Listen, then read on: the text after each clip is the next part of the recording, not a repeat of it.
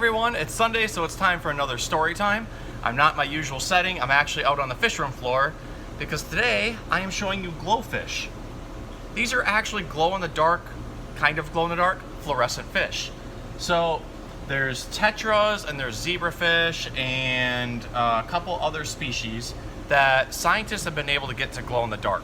Now, these fish don't normally glow in the dark. They were injected with a special gene that is found inside jellyfish. Jellyfish are known to be bioluminescent. There's many different marine creatures that are bioluminescent. That means that they naturally glow in the dark. So if you think of something like a firefly, they have a type of bioluminescence. So it's a special gene inside of them that glows when it's dark out or glows under certain types of light. So with glowfish, they were injected with this gene that has them glow underneath a blue light. Some of them even glow under white light. Now the reason the scientists did this is they wanted to be able to detect different toxins that were in water. So if they inject these certain genes in and make these fish glow, they might actually glow a different color and show different reactions if there's certain chemicals in the water, which would allow us to tell if there was too much of, say, like a radiation or something in a water. They're actually what would be called like a bioindicator. That means that they could tell us something was going on with the environment without us fully testing everything first. So you'd put these fish in, been genetically engineered, and they would be able to tell us something's wrong. It's kind of like an indicator strip. If you've ever had to do a water test, you can dip a strip in the water and it will tell you the different pH levels and nitrogen and phosphorus and things like that. So basically these scientists found a way to do that with the actual fish. This is very helpful in situations where we think there might have been a chemical spill or that there's some type of underground leak happening and it's infecting a water system. So you'd put the fish in there and then they'd figure it out. So these scientists in Singapore did this like 20 years ago, and since then they started breeding more types of fish to try to become these types of bioindicators, and then they just kind of made their way into the pet industry. It doesn't harm the fish at all. It's something that's injected into them, into their embryos, and it gets bred into them, and they just naturally become bioluminescent. They aren't irradiated.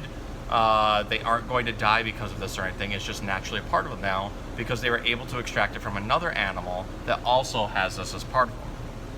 So because of that, I'm going to read this really cool book by Little People Big Dreams. It's written by Isabel Sanchez Vergara. It's about Marie Curie.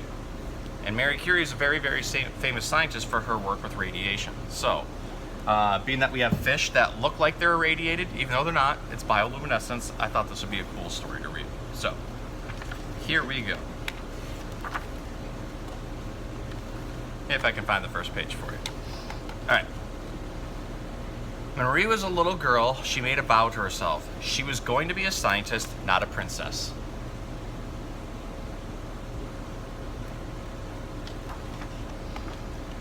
Marie was from a poor family, but she was very smart.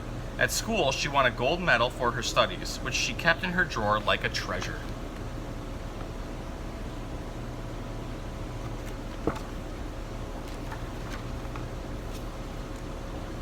Marie couldn't go to the same university as her brother.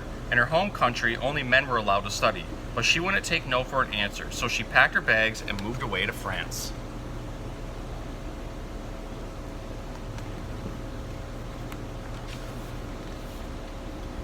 Even though studying in a new language was not easy, Marie became the best math and science student in Paris.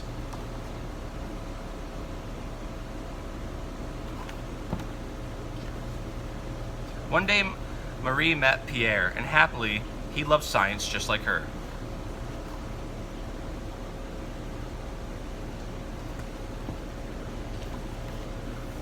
Soon Pierre and Marie loved each other too. They married and became Madame and Monsieur Curie.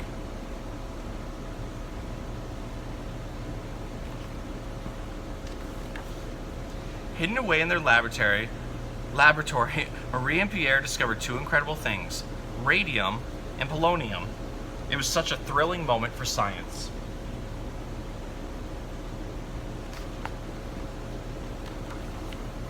They won a Nobel Prize for their research. Marie became the first woman to receive this honor.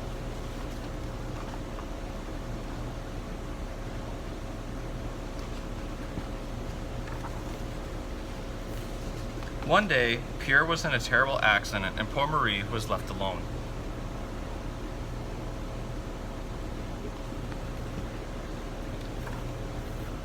Marie wiped away her tears and worked harder than ever. The audience applauded loudly the day she was awarded her second Nobel Prize.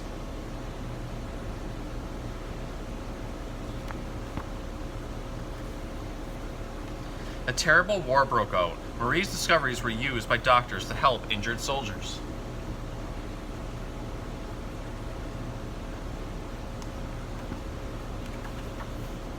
After the war was over, many girls followed in Marie's footsteps, studying at her Parisian institute.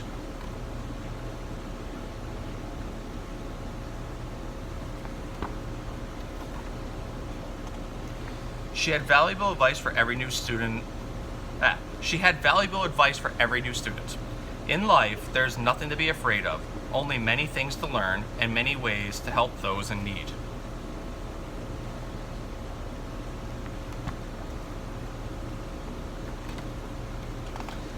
And then we have a brief history of her, so I'm going to read this. Even though I don't normally read the stuff at the end of the book, I'll read this one because it's really cool.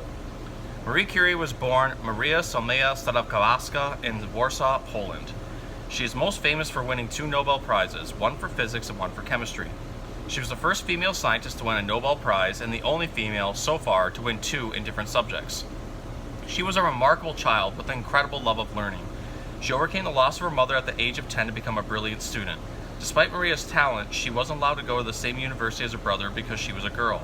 She worked as a teacher and a governess before moving to Paris to study, where she became Marie.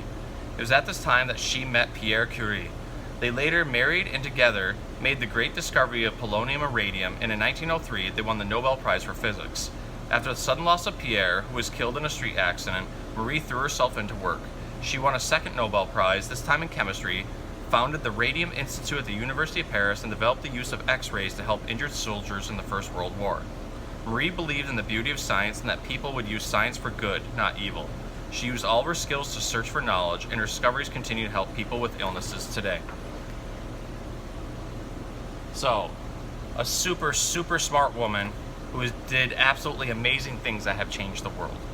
And I think kind of the point of this book and the point of her courage and her determination to go forward shows that if you really want to accomplish something, you really can. So if you want to discover new elements and develop X-rays, you can probably do it. If you want to learn how to put bioluminescence in a fish to help detect chemicals in the water, you can do it. You just have to put your mind to it. So I hope you enjoyed today's book, and I hope you enjoyed learning about GLOFISH, and we'll see you next time.